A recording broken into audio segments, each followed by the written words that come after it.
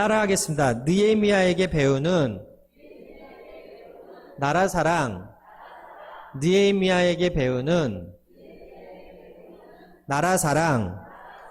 이라는 제목으로 함께 은혜를 나누도록 하겠습니다.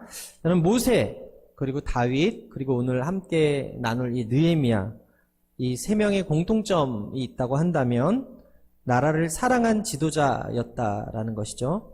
모세의 사명이 이스라엘을 인도해서 가나안 땅으로 데리고 가는 거였다면, 다윗의 사명이 온전히 신앙의 삶을 회복하여 그 땅을 하나님 예배하는 땅으로 만드는 그 삶을 사는 사역이었다면, 느헤미야의 사명은 무너진 예루살렘을 재건하는 것이었습니다.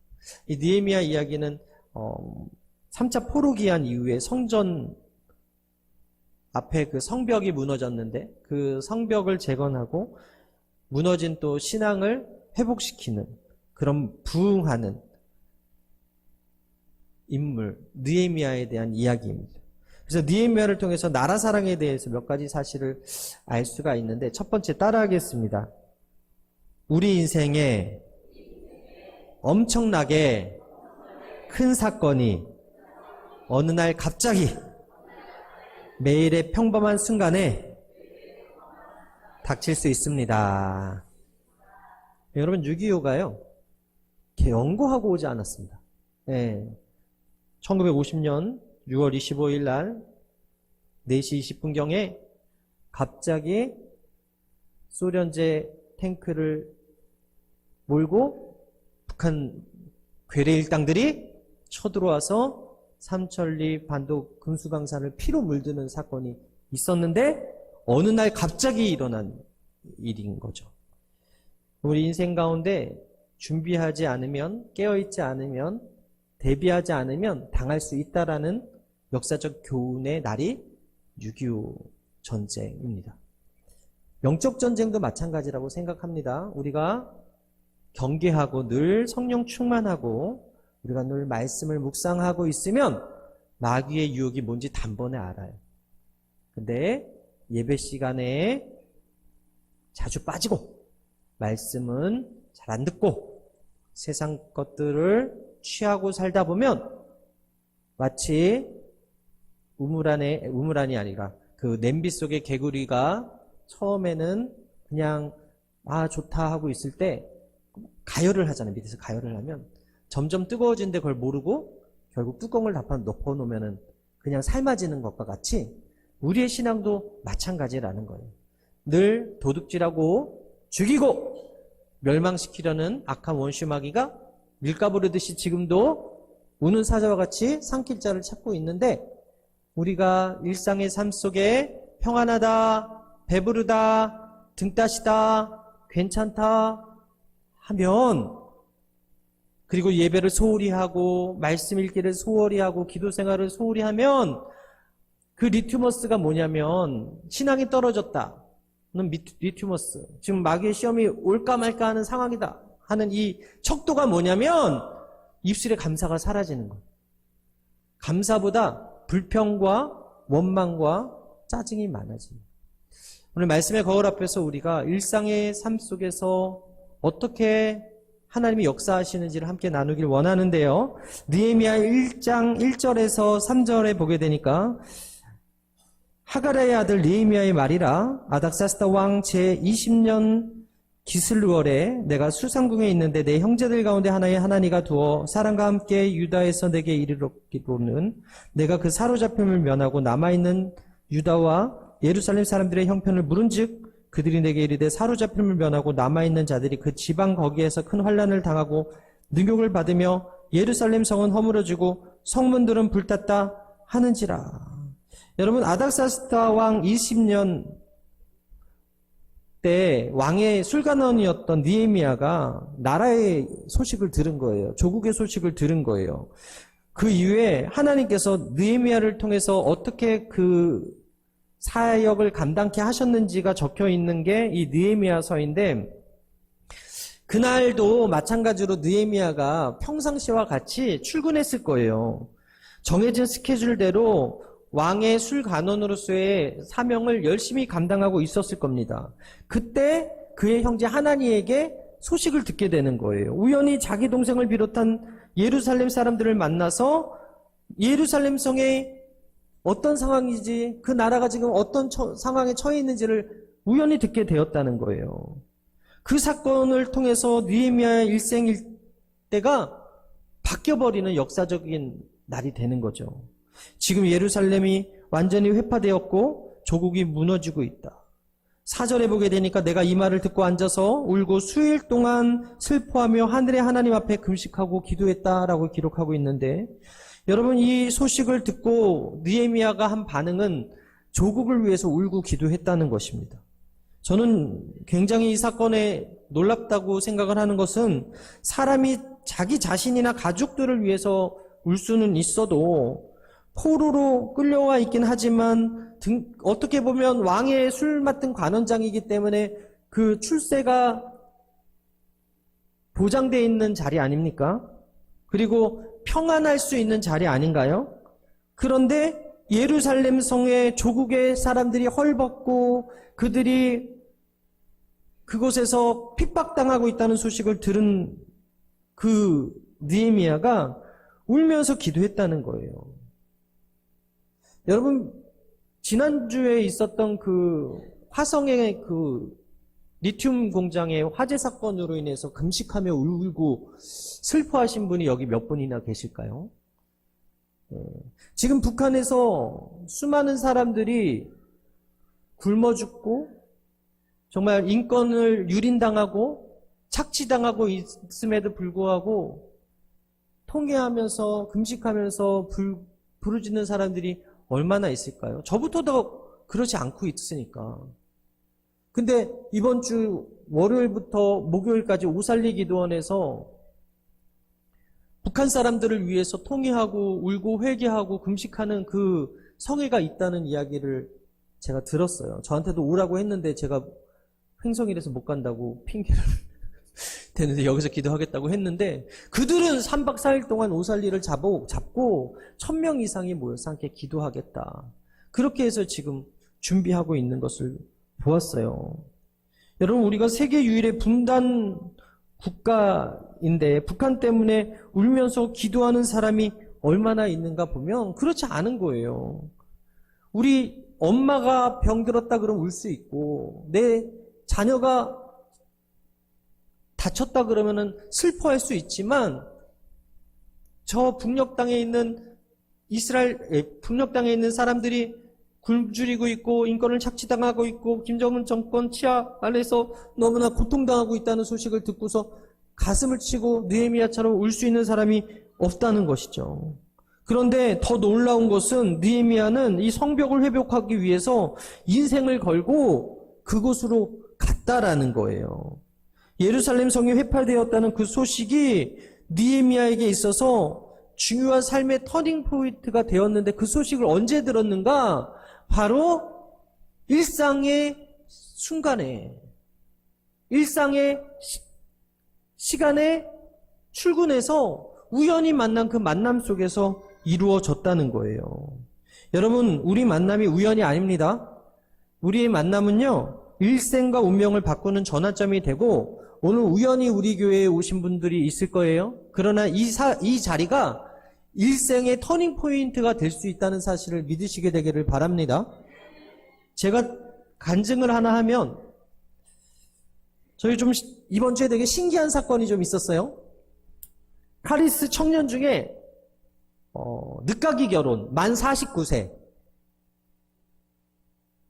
이제 50세죠. 어떻게 보면 윤석열 나이로는 49세인데 50세에 결혼한 남녀 청년이 신혼여행을 해외로 가지 않고 강릉으로 가다가 또 횡성에 들렸어요. 지난주 월요일. 이 자매가 제가 청년부 딱 갔을 때 총무하던 자매라서 좀 관계가 좀 돈독한 자매였고, 또 신랑하고 같이 횡성에 와서 또 함께 있다가 갔는데,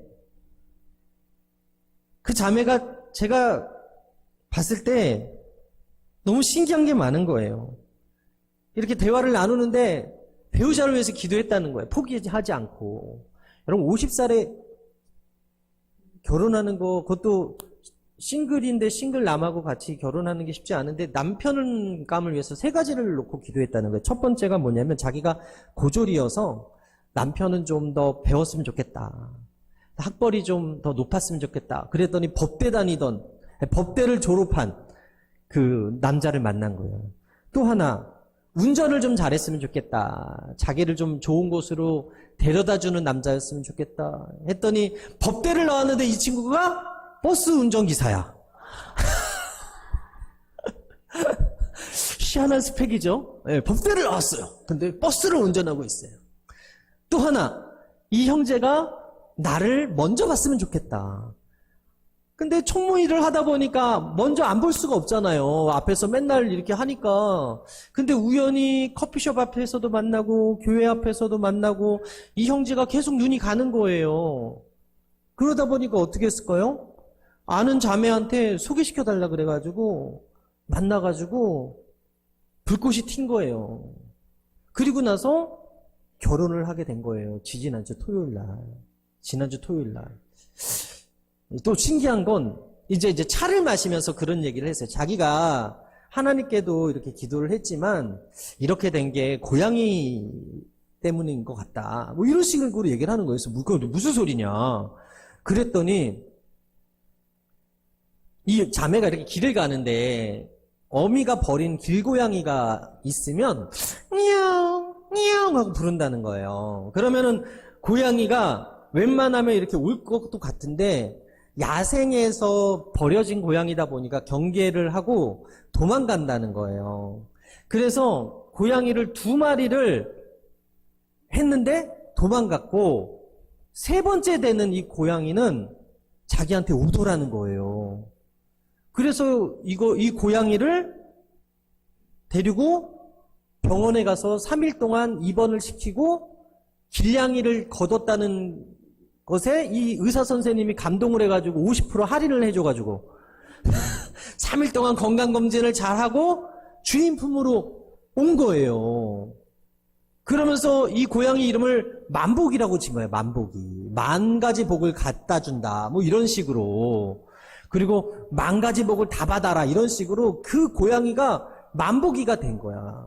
12월에 그런 일이 있었는데 2월 달에 형제를 만나고 6월 달에 결혼을 하게 된 거예요. 더 신기한 건 뭐냐면 이 형제하고 불과 7년 전에 저가 청년부에 있을 때 같이 비금도 단기 선교를 20명 정도 갔는데 그때 같은 팀원들이었어요. 근데 그때는 서로 말도 안 섞었던 친구들이 어떻게 만복이가 오고 나서 2달 만에 이 형제를 만나가지고 결혼을 이렇게 했다고 간증을 저한테 하는데 어떻게 해석해야 될지 모르겠지만 이렇게 끝나면 간증이 아니죠. 자, 고양이 소식을 듣고 이제 차를 다 마신 다음에 교회에 왔는데 그날이 월요일이었단 말이에요. 월요일은 제가 학교를 가기 때문에 아침에 출근해서 음악을 트는 일을 하지 않습니다. 그래서 저희 교회 항상 음악에 틀려 있는 거 아시죠? 근데 음악이 꺼져 있으면 제가 교회에 없던가? 아니면 제가 쉬는 날이에요. 근데 그날 아침에, 그날 이렇게 차를 마시고 왔는데 냐옹 소리가 나는 거예요. 요 앞에서, 계단 밑에서 직감적으로 느꼈어요. 새끼 고양이다. 누가 여기다 고양이가 새끼를 놓고 갔나 보다. 그래서 제가 불렀죠. 그 자매가 고양이라고 그러면서 안 나오는 거예요. 그리고 이제 교회 구경 시켜주고 그 친구는 강릉으로 떠나고 동해로 떠나고 그리고 그 다음날 새벽 예배를 드리고 이제 집에 잠깐 들어가려고 하는데 또 소리가 나는 거예요. 이제는 더 크게 나는 거예요. 그냥 엄마를 찾는 거지. 어떻게 보면 엄마가 버리고 간 고양이인 거예요. 그리고 나서 아무리 불러도 또 나오지 않고 출근한 다음에 또 소리가 나길래 음악을 틀으려고 했는데 또 소리가 나길래 그 옆에 있던 이제 형제예요. 제2 형제 오늘 안 왔는데 그 요양보호사로 있거든요. 그래서 그 친구가 나왔길래 제가 이 밑에 고양이 있는 것 같다고 소리가 난다 그랬더니 적극적으로 고양이를 부르니까 고양이가 나온 거예요. 그 다음부터가 문제인 거예요. 나왔으면 어떻게 교회에서 고양이가 나오면은 내가 얘를 키울 수가 없어요. 제가 애 넷만 키워도 어려운데. 그래서 우선은 이 고양이가 눈을 못 떠, 한쪽이. 이 고양이를 버리고 가가지고. 그래서 이 제이 형제가 물티슈 가지고 눈을 뜨게 했어요. 근데 이게 난감한 거죠, 이게 고양이를. 그래서 제가 오죽하면 길 가던 어떤 아저씨가 있길래 저는 결코 우연은 없다고 생각해서 그 아저씨한테 아저씨! 여기 고양이가 한 마리 있는데 가져가실래요? 그렇게 물어봤어요. 근데 그 아저씨가 갑자기 고양이를 들이대니까 누가 가져가. 저는 고양이 안 키워요. 그러고 그냥 가시더라고. 그래서 생각난 게 우리 진경자매하고 진현자매가 고양이를 키우고 있다는 그 생각이 나가지고 불렀어요. 새끼 고양이가 발견됐다. 그랬더니 이 친구들이 얼마나 착한지 또 저기 펫마트 가가지고 그 고양이 그 우유하고 고양이 이 젖병을 사가지고 와가지고 자기 돈으로. 그리고 케어를 하는 거예요. 그런데 결국에는 이 고양이를 누가 데려갔냐면 우리 제이 형제가 자기가 고양이를 키울 수 있겠다. 그래서 데려가 주었어요. 여러분 여기서 제가 느끼는 게 뭐냐면 그냥 방치했다면 그냥 일상같이 똑같이 그냥 음악 틀고 그냥 있었다면 어쩌면 얘는 죽었을 거예요. 근데 하나님이 참새 한 마리도 귀하게 여기고 비둘기 한 마리도 귀하게 여기시.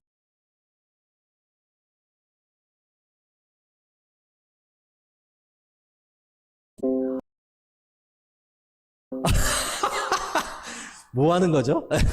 제이 형제가 부르니까 오는 거예요. 그래서 아, 주인이 따로 있구나. 어떻게 보면 자기가 불러서 왔기 때문에 이 제이 형제가 자기가 책임져야 되겠다는 마음이 있어서 데려갔는지도 모르겠지만 중요한 거는 일상 속에서 이런 일이 우연히 벌어진 것 같지만 이것도 한 생명을 살리려고 하신 하나님의 선한 계획 때문에 이루어진 것이 아닌가라는 생각을 하게 됩니다. 오늘 설교 들으시면서 다른 건 다 기억을 안 하고 그냥 고양이만 생각나실 것 같은데 중요한 건 무엇입니까? 우리가 매일 만나는 그 삶 속에서 듣는 이야기들이라던가 아니면 우연한 것 같지만 이 우연한 것들이 어떻게 보면 하나님께서 허락하신 만남이고 하나님께서 이루어 가시는 섭리임을 여러분 기억하시게 되기를 바랍니다.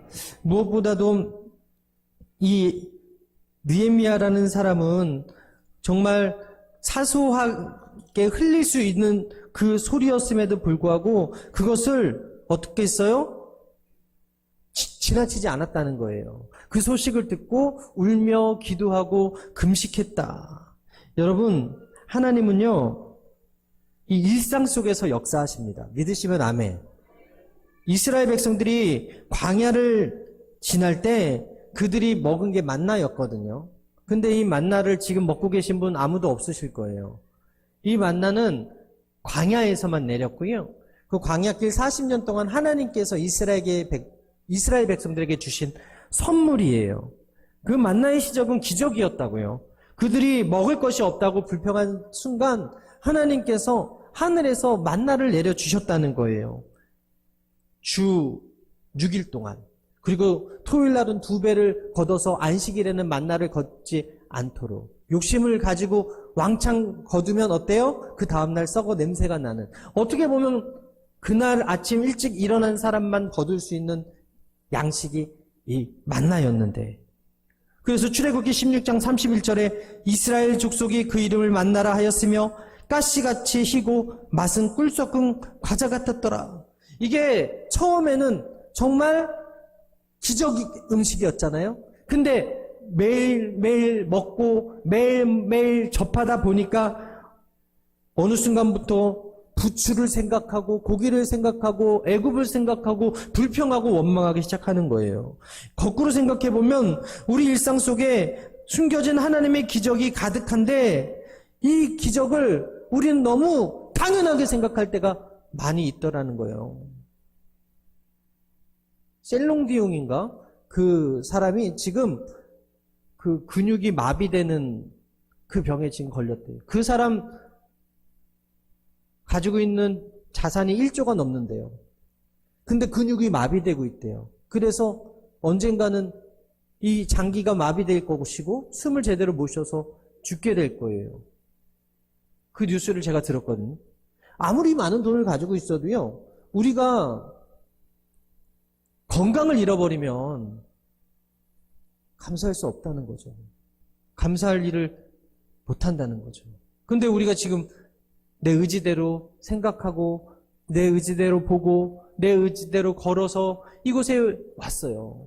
이게 얼마나 하나님께서 주신 건강이 얼마나 감사하고, 또 지금 농사 지시는 분들한테는 되게 중요한 이 비가 또 내리는 것도 하나님께서 주신 선물인데, 농사를 안 지는 사람들은 비 온다고 투덜대리고 투덜대거리고, 오늘같이 빨간 날이면은 돈을 쓸어먹을 수 있는 그 놀이동산의 사장은 불평하고 원망하겠지만, 하나님께서 때를 따라 우리에게 은혜를 베풀어 주신다는 사실을 아는 사람들은 이런 단비에도 감사할 수 있는 것이고, 호흡하고 건강한 것에 감사할 수 있음을 여러분 믿으시게 되기를 바랍니다. 오늘도 하나님께서 감춰놓으신 감사를 찾을 수 있는 능력, 여러분들에게 있게 되기를 바랍니다. 신앙생활은 철저하게 일상 속에서 일어나요. 일상 속에서 우연히 접한 소식들이 마음에 감동이 오고 뜨거워지면 그것이 사명이라는 거예요.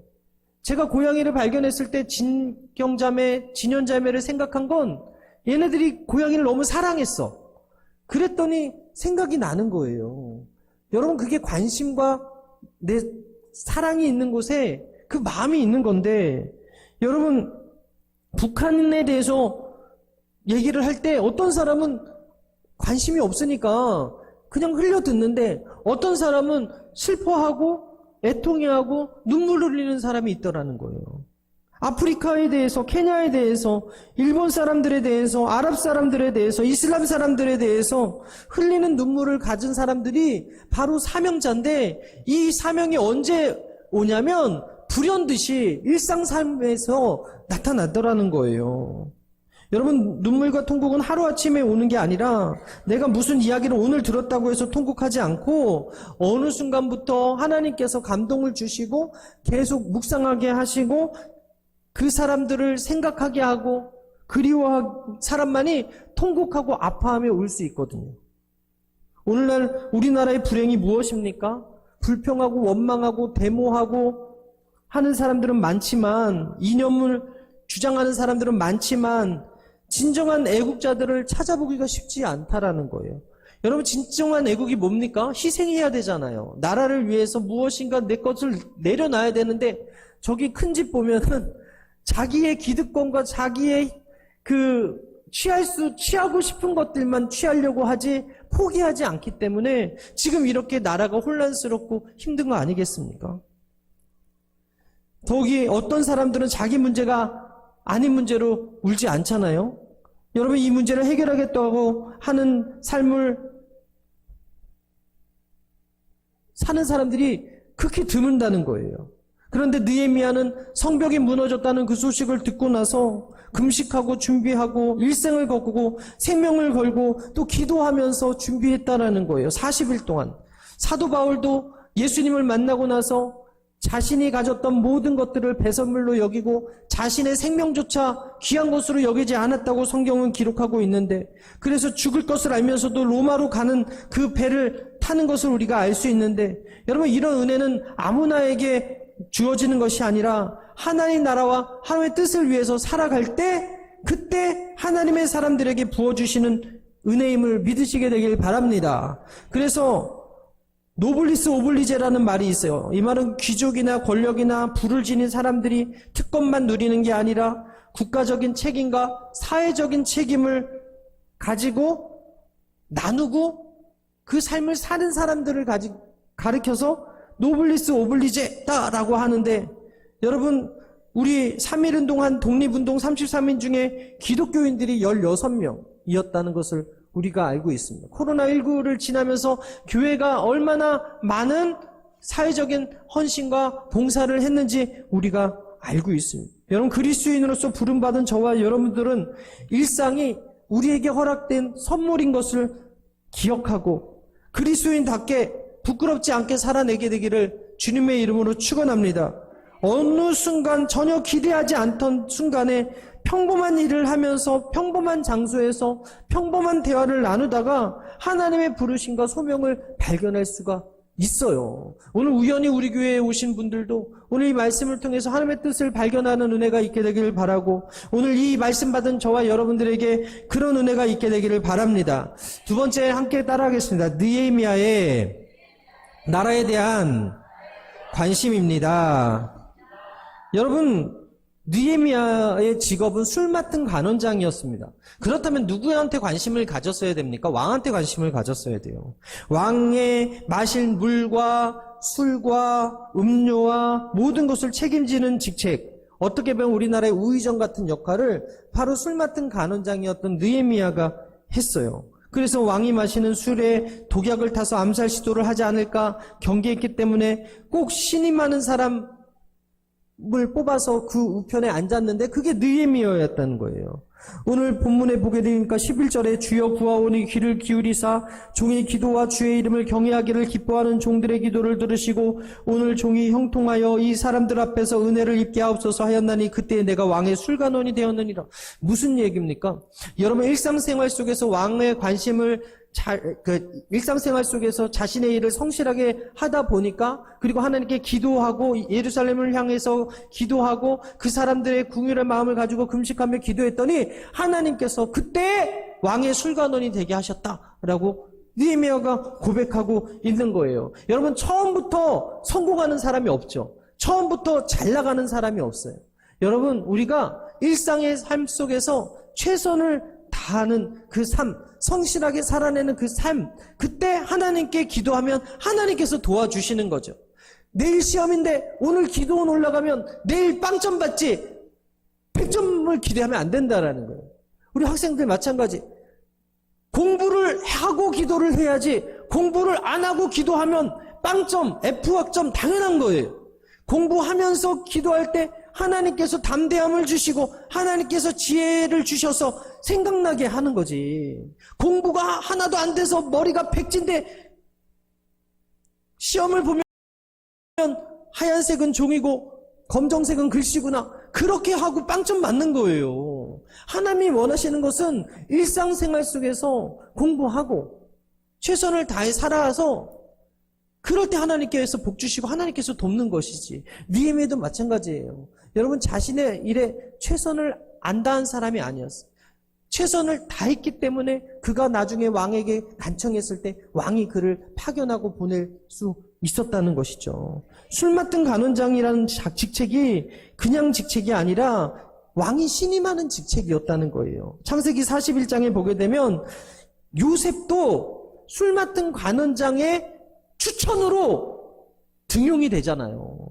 41장 11절 우리 함께 읽을까요? 시작. 그곳에 친위대장에 종된 히브리 청년이 우리와 함께 있기로 우리가 그에게 말하매 그가 우리의 꿈을 풀되 그 꿈대로 각 사람에게 해석하더니. 여러분, 하나님께서 요셉을 들어 올리려고 하니까 바로에게 꿈을 꾸게 하시고 그 꿈을 해몽을 고민하게 하니까 누구한테 물어보겠어요? 가까이 있는 술 맡은 간원장한테 야 이거 어떻게 하냐 그랬더니 그 술 맡은 간원장이 내가 예전에는 까먹어서 말씀을 못 드렸는데 요셉이라는 청년을 추천합니다 했을 때 그 요셉이 그 바로를 만나서 총리가 되기까지 하나님께서 역사하시는 거 아니겠어요?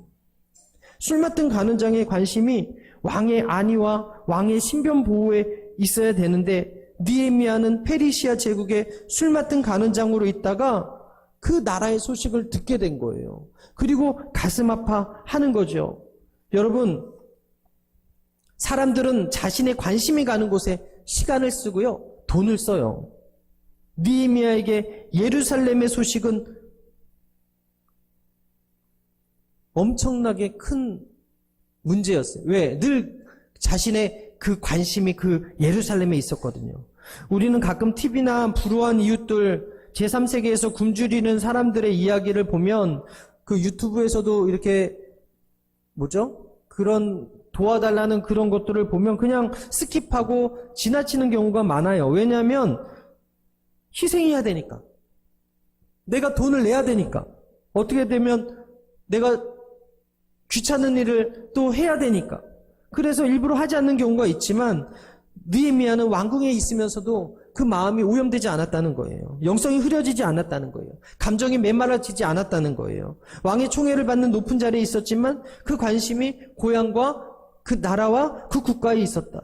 여러분, 우리도 느헤미야처럼 이렇게 어렵고 혼란스럽고 국가적 위기라고 할 수 있는 이 나라를 위해서 기도해야 될 줄 믿습니다. 관심을 가져야 될 줄 믿습니다. 큰 화재로 인해서 많은 사람이 죽게 되었다는 뉴스를 보고 여러분, 우리가 함께 그 사건이 잘 마무리되도록, 그리고 정말 다시는 이런 참사가 벌어지지 않도록 함께 기도해야 될 것이고, 북한이 러시아와 동맹을 맺고 오물풍선을 보내는, 그래서 이런 상황 속에서 우리가 하나님, 저 북한이 회개하고 정신 차리고 공격하지 않게 해주십시오. 우리나라에 정말 평화가 임하게 해달라고 그렇게 기도해야 될지 믿습니다. 여러분, 손흥민 아버지가 그 사랑의 체벌이라고 하는 그 체벌로 인해서 아동학대 소송 중이라는 이야기를 들었는데, 저도 우리 애들 때려요. 사랑의 맨데. 근데 예전에는 제가 다 학교 다닐 때는 맞고 컸거든요. 우리 장로님들도 맞고 크셨잖아요. 안 맞고 큰 사람이 별로 없어. 군대에서도 마찬가지. 근데 시대가 변했어. 그러다 보니까 이제는 이게 소송감이 된 거예요. 그럼 어떻게 해요? 성경엔 분명히 훈계하고 말 안 들으면 때리라고 잠언서에도 이렇게 돼 있는데, 그렇기 때문에 우리가 아이들을 사랑으로 양육하는 것도 중요하고 말로 할 때도 중요하지만 가끔은 매를 들어야 될 때가 있거든요. 우리가 이걸 위해서 기도 많이 해야 될 것 같아요. 뭐 걸핏하면 소송하고 걸핏하면 아동학대로 신고당하고 이렇게 돼서 지금 아이들이 권위가 상실됐어. 그리고 선생님을 무서워하지 않아요. 그러다 보니까 질서가 흔들리고, 그래서 어떤 일이 벌어져요? 사회에 여러 가지 역기능적인 그런 일들이 벌어지는 것들이 다 이런 무너진 권위 때문에 그런 거거든요. 그래서 대통령을 우습게 여기고 지도자를 우습게 여기고 그러다 보니까 아이들이 어른이 없는 거예요. 여러분, 예전에는 그 마을에서 큰 어른이, 나이가 많은 어른이 가장 지혜가 있다고 해서 어른으로 생각을 하고 하지만, 지금은 네이버 지식인에 물어보고 유튜브에 찾아보면 다 나오니까 이제는 어른이 없는 거예요. 그러니까 어른이 하는 얘기가 꼰대같이 들리고, 어른이 얘기하면 갑질이라고 얘기하고, 얘기하지 말라고 하는 거예요. 듣지 않겠다는 거예요. 이런 시대에 우리가 살아요. 그래서 우리가 더더욱 이 나라를 위해서 기도해야 될 줄 믿습니다. 여러분, 아이들이 스마트폰 게임에 관심을 갖고, 아이들이 정말 공부하는 것보다 더 세상 것들에 관심을 갖고 있어요. 어른들은 또 어떻습니까? 비트코인에 관심이 많고 주식 오르는 거에 관심이 많지 않습니까? 여러분, 저는 여러분들이 바라기는 하나님의 관심이 여러분들의 관심이 되었으면 좋겠어요. 그래서 선교사님들 보게 되면 하나님이 거기에 관심이 있으니까 선교사님이 거기 가 계신 거 아니겠어요? 캄보디아에 가 계시고 중국 심천에 가 계시고 러시아에 가 계신 거 아니겠어요? 카자흐스탄에 가 계신 거 아니겠어요? 하나님의 관심이 거기 있으니까 그 마음에 합한 자가 거기 가 있는 거 아니겠어요? 느헤미야에게도 하나님께서 그 마음을 주셔서 왕의 허락을 받고 그 땅을 밟으러 간 거 아니겠어요? 여러분, 현대에 4가지 병이 있대요. 무목적, 무감동, 무책임, 무관심. 이 사무병이라고 하는데 그 중에 제일 악한 게 무관심이라는 거예요. 여러분, 사랑의 반대가 바로 무관심입니다. 아름다움의 반대도 추함이 아니라 무관심입니다. 삶의 반대도 죽음이 아니라 무관심입니다. 소돔성이 멸망할 때 롯의 사이들은 구원의 소식을 들었음에도 그 롯의 말을 농담으로 여겼대요. 창세기 19장 14절에 롯이 나가서 그 딸들과 결혼할 사이들에게 말하여 이르되 야훼께서 이 성을 멸하실 터이니 너희는 일어나 이곳에서 떠나라 하되 그의 사이들은 농담으로 여겼더라. 사도행전 24절에 보게 되니까 사도 바울이 유대 총독 벨릭스에게 복음을 설명했지만 그도 역시 진리를 외면하고 이렇게 얘기하는 거예요. 사도행전 24장 25절에 바울이 의와 절제와 장차오는 심판을 강론하니 벨릭스가 두려워하여 대답하되 지금은 가라. 내가 틈이 있으면 너를 부르리라. 우리가 지금 당장 예수 믿으셔야 됩니다. 지금 교회 오셔야 돼요. 라고 얘기해도 지금은 내가 좀 바빠서, 지금은 내가 할 일이 많아서 라고 하면서 무시하는 거예요. 무관심한 거예요. 노아 시대도 사람들이 시집가고 장가가면서 먹고 가서 사는 일에 최선을 다해서 살았다고 성경은 기록하지만 결국 노아의 경고를 듣고서 반응한 노아의 식구들만 살았잖아요. 나머지는 다 홍수 심판으로 죽게 되지 않았습니까? 선한 사마리아의 비유에서 주는 교훈, 부자의 나사로에서 주는 교훈이 뭐예요? 무관심은 죄라는 거예요. 하나님은 우리가 하나님의 마음이 있는 곳에 관심 갖길 원하시고, 하나님의 영혼이 죽어가는 그곳에 관심 갖길 원하시고, 하나님의 말씀에 떠나 있는 사람들이 주님 품으로 탕자와 같이 돌아오는 곳에 관심을 갖고 있으시다. 그래서 사도 바울이 로마서 12장 15절에 즐거워하는 자들과 함께 즐거워하고 우는 자들과 함께 울라라고 말씀하고 있는 거예요. 사랑이 뭐예요? 관심 갖는 거예요. 예수님이 늘 작은 자에게 관심을 가지시고 소외된 자에게 관심을 가지시고 병든 자, 외로운 자, 아픈 자들의 친구를 하시면서 그들의 아픔을 공감해주고 관심을 가지셨다면, 저도 참 고양이를 잘 몰라요. 근데 안타까운 거예요. 이 어린 고양이가 죽으면 어떡하나 하는 마음으로 계속 불러 제꼈고, 또 우리 제이 형제한테 또 일러가지고 결국엔 생명을 살렸다는 뿌듯함은 저한테 있어요. 여튼 관심을 가질 때 생명이 살아나는 거예요. 관심을 가질 때 하나님이 일하신다는 사실을 믿으시게 되기를 주님의 이름으로 축원합니다. 그래서 결국 말씀을 마치도록 하겠는데요. 여러분, 우리 삶의 현장에 예루살렘에 무너진 성벽과 같이 삶의 성벽이 무너진 사람들이 너무나 많아요. 그런 사람들에게 무관심하지 말고, 여러분, 불면증, 우울증, 그리고 삶의 소망이 끊어진 사람들이 있다면 관심 가져주시고, 내가 그 사람을 어떻게 할 수 없다면 최고의 처방전은 예수 만나게 하는 거예요. 영혼이 잘된 같이 범사가 잘되고 강건하고 생명 때 풍성이 얻는 크고 비밀한 역사가 오늘 이 예배전에서 일어나니까, 우울증에 계신 분, 불면증에 계신 분, 실어증에 계신 분, 강박증에 계신 분, 각종 병리적인 현상으로 고통당하는 분, 여러분 다 데리고 오세요. 예수님은 그런 사람을 치유할 수 있는 능력이 있는 거예요. 뉴진스가 요번에 도쿄돔에 가가지고 수많은 사람들을 모였다고 하는데, 뉴진스가 누군지도 모르죠? 걸그룹이래, 걸그룹. 엄청 인기가 많대요. 그런데 거기에 성령이 임하지 않고 거기에 치유가 있지 않아요. BTS가 아무리 수많은 사람들을 모으고 이명웅이가 아무리 거기서 트로트를 제껴 불러도 거기에서 치료가 임하지 않고 거기서 응답이 있지 않습니다. 여러분, 이 예배의 자리, 예수님 피값 주고 사신 이 교회에서 기적이 일어나고 치료가 임하고 회복이 임한데, 예수님이 관심 가졌던 그 사마리아 사람, 예수님이 관심 가졌던 그 나사로에게 여러분들도 관심을 가지시고 주님의 손으로 다 불러 모아서 정말 이 전이 하나님을 기뻐하는 하나님의 사람들로 가득 차고 이들의 영혼이 잘된 같이 범사가 잘되고 강건한 교회가 되기를 주님의 이름으로 축원합니다.